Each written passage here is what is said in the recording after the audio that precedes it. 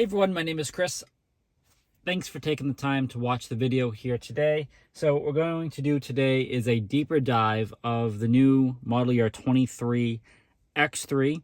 We're going to take a look at the center console here and break down all of these functions just to make sure that everybody knows exactly what's going on here, how to use this, and to make the most out of their new vehicle.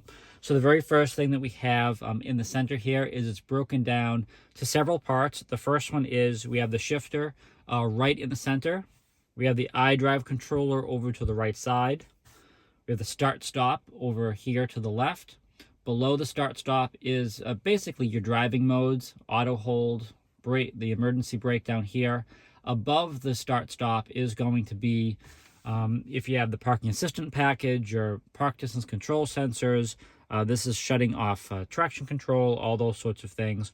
So the very first thing that we're going to focus on today is the shifter right in the center. Now on the side of the shifter, right here is a little button that pushes in. That is your unlock button, and that has to be pushed in before you pull down for drive or before you push forward for reverse, because if it doesn't, it's just going to make this tone at you and essentially telling you in order to engage in the gear, you have to push this in before you push down for drive or forward for reverse. The reason why they do it is just by the nature of how this shifter is designed. You can easily hit it. You can push it if you have a bag, if you have, pets or something, this can just move up and down. And because, everything is just electronic these days, and it's less mechanical, it is just very easy to kind of hit that. And BMW wanted to design something that was safer, even as we were modernizing and creating more digital options inside the vehicle. And so that unlock button is the thing to prevent you from accidentally tapping that into drive or tapping that into reverse. You actually have to push that button in on the side before you pull down for drive or push forward for reverse. Right down here, it shows you exactly the position of where things need to go. Again, you're not going to feel this shifter click in to a certain spot. Again, this is not like anything mechanical where you're going to like feel it click in. This is all a computer. This is all chips and boards and soldered pieces and all this sort of things. If we removed this whole area here and you saw actually what was under there, it's actually pretty amazing to see what's under there now. So in order for this to work, you do just have to push down, push forward. Park is right on the front of the shifter, and that's pretty much everything you need to know there. I mean, it's that simple. Now, one other thing that you can do is when it's in drive, right down there, you can push it over to the MS. That is the manual or sequential mode. And essentially what you can do in that area, so when you first push it over there, it's in the S mode. So in your live cockpit, you'll see at the bottom right side, it will say S1, S2, S3. So that lets you know that's still automatic. So you are not shifting through the gears manually. You're not using the paddle shifters. You're not using the plus and minus here to do that. So the vehicle is still controlling when it shifts through the gears. But the S, being sequential, is it's going to hold those gears out just a little bit longer, so you have a much more aggressive, sportier feel as you're driving. So that's pretty cool that it does that. Now, when it's over there, if you were to then pull up or down on this, or you were to pull on the paddle shifter, that S1, S2, all of that, that would become M1, M2, M3. That would then be manual. That would be then the vehicle is now relying on you to shift through the gears. Now, of course, because like I mentioned before, this is basically a giant laptop you're driving, the vehicle's not going to let you do anything stupid. So it will correct any sort of improper gear, change that it feels just is not the right thing to do. So you cannot harm the car in any way by, improperly shifting it. It doesn't let you do that. But that is kind of the closest thing we have these days to having that sort of aggressive sort of manual feel with an automatic, if you will. So now that's going to be in the center there. This is going to be, everything that you would do, when you first get in: unlock, pull down for drive, push forward for reverse. I mean, pretty simple that way. Even when the car's, even if, it's in drive and you just shut it off, it's going to put itself in park. Again, it is a computer. It does know what to do. So that's how that's going to work. Start stops right on the side. Foot does have to be on the brake before you push that to turn the vehicle on.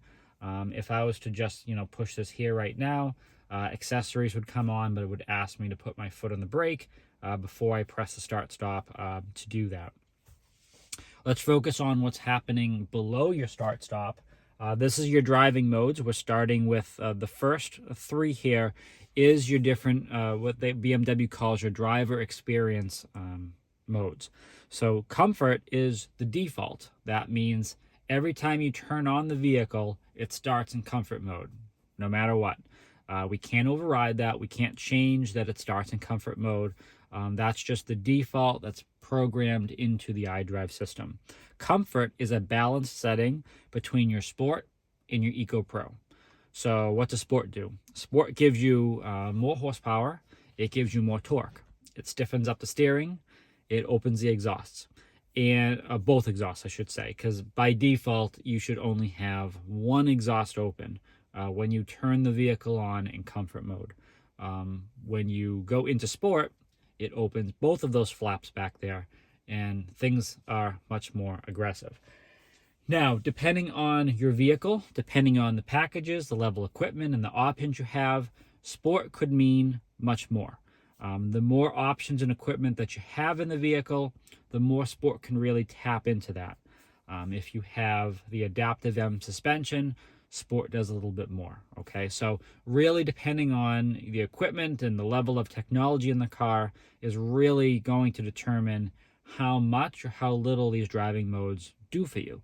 But by default, as a basic setting, what I usually tell people is, it's going to be your, engine, transmission, it's going to be that. It's going to be your steering, the stiffness there. It's going to be the exhaust, whether or not, that's fully open or closed, and all of that. So that's going to be at least the essentials there.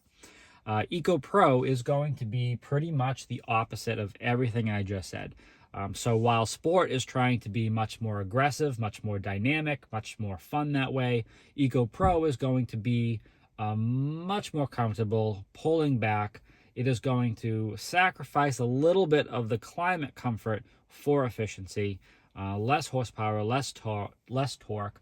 Everything's going to get closed down because you are going to be in a mode where it is going to be looking at your essentially your efficient dynamics and maximizing that to the greatest extent possible. The best example I can offer you as to why you would want to use Eco Pro is if you're going on a long road trip and you want to maximize how many miles per gallon you are actually going to be achieving on that road trip.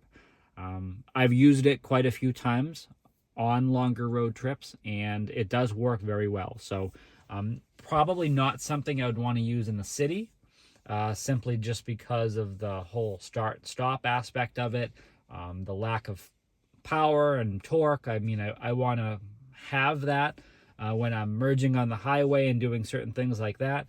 But when I'm at speed and I'm going, 75, 80, whatever that is, and I don't need any more power, this is a perfect thing to do because it just keeps me going, and I'm going to conserve as much fuel as I need to. So that is a really good setting there. Below that, you have a little image of a vehicle. Looks like it's going down a hill.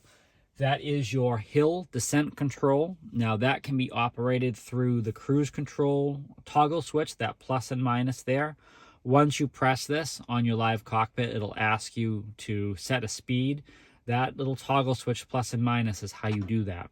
So let's assume that I'm coming down the side of a mountain or a very, steep hill or something. I'm going to press this. Let's say I'll set it to 15 miles per hour. What the engine will do now is it will prevent me from exceeding 15 miles per hour. It's going to slowly bring me down. Once I reach the bottom of that elevation, it should shut off or let me know that the operation is complete and I'm all set from that point forward. So that's pretty cool. Not something that we see customers using often, but depending on which part of the country they live in, obviously it's all relevant to what they have in their area and what they're doing. Auto H right under it, that stands for auto hold. When this function is enabled, there is a green light that shows up on that button. So how this works is anytime this function's enabled, and largely it's once you start using it, people just use it all the time. So once it's on, it's pretty much on all the time unless you keep shutting it off. But anytime you were to then put your foot on the brake, the brakes would then be held for you automatically.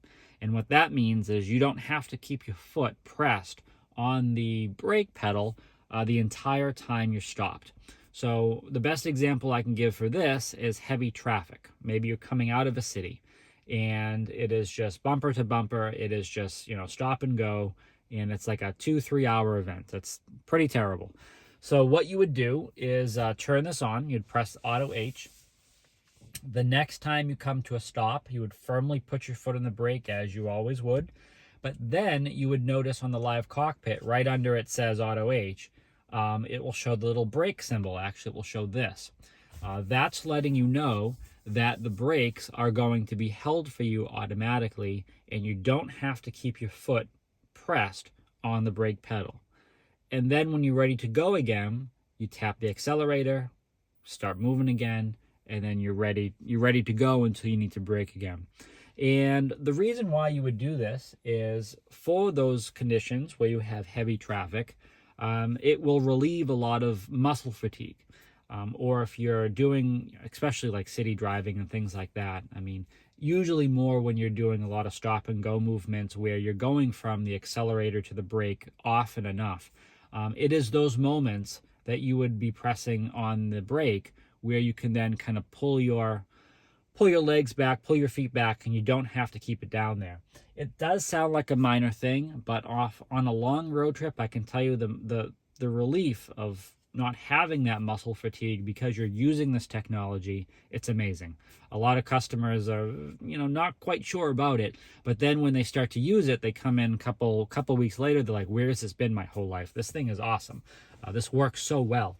And it does, but it's just really depending on the driver, because a lot of people just don't like it. They don't like the idea that it automatically holds. They don't like the idea that while it's holding, now your foot's basically hovering over the accelerator, getting ready to go.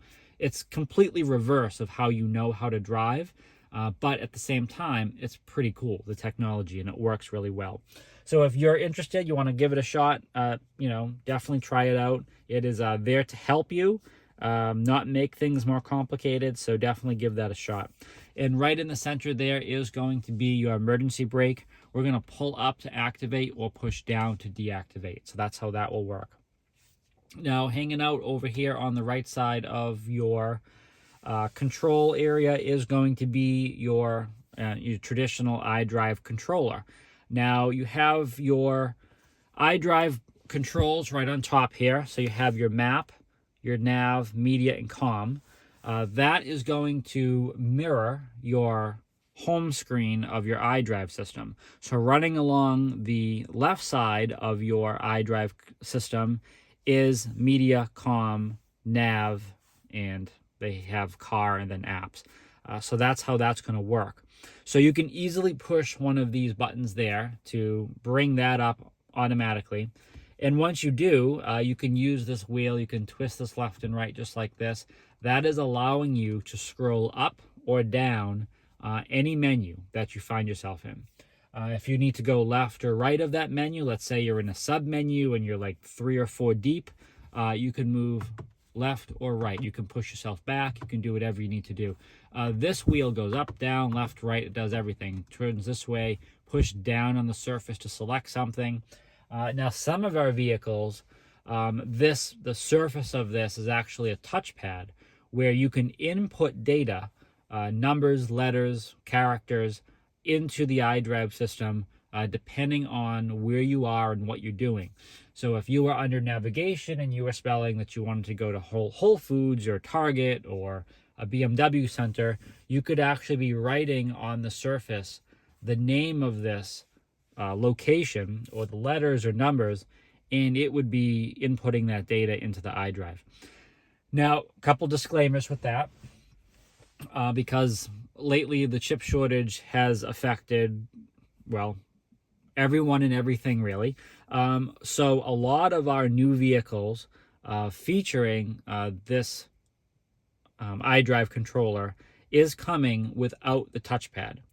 Meaning it still functions as it would. It just still turns left and right. You can still go left and right. It still has everything else. But the writing component on the surface is just simply not there because the chip is missing from this in order to receive that data. So if you have questions about that, definitely reach out to your BMW Genius, your client advisor. They can look up the specifics of your build and see whether or not you have the non-touchpad controller in your vehicle. If you do, there's really not much you're losing because 9 times out of 10, we're always going to recommend people to use the intelligent personal assistant by using the microphone on the steering wheel. One touch there, that will come up, and very easy, very effortless. You're going to be able to input all of the content and data you need to in the car just simply by speaking, or the touchscreen also is going to be the easy way of doing that as well. So this whole area is actually being redesigned in our future vehicles. Some of those vehicles you'll actually be able to see this year or later this year as a 2023 model. And we have completely redesigned this entire area where this has been deleted. We don't have a traditional shifter anymore. It's kind of just like a little fob down there that you still pull it down or forward for drive or reverse, but instead of it, sitting up top like this, it's almost flush with the center console there. So just minor design changes, just so we can save some space, reuse some different areas. So that's how that will work. Now, right above all of this is going to be, your cup holders. This is going to be where your phone would go. You have your USB port right in the corner up there. Actually, if you can see that, now you can see that. You have your USB controller up there. This up here is actually where your key would go if you need a place for your key. Phone would lay right in there when it's plugged in. And of course, you have your cup holders and your more kind of traditional power source there as well. Some vehicles now are being equipped with wireless charging because some chips are being available for that option. Wireless charging, that pad would completely fill in this area here. It wouldn't be open like this. So if you have wireless charging, you would basically have a pad there. But some of our vehicles have a pad there that's only NFC for the BMW digital key and is not necessarily wireless charging. So again, more questions on that, reach out to your local BMW Genius or your client advisor, and they can help you figure out which pad you actually have in the car. And that's pretty much everything for the center console here. We are going to be doing a deeper dive of the all-new X3. We're going to next take a look at, the center console in all of the areas right up here. That is our next video, so definitely check that out. Again, my name is Chris. Thanks for taking the time to watch the video. Please subscribe so you can always stay up to date with our latest content. And as always, stay healthy and safe out there.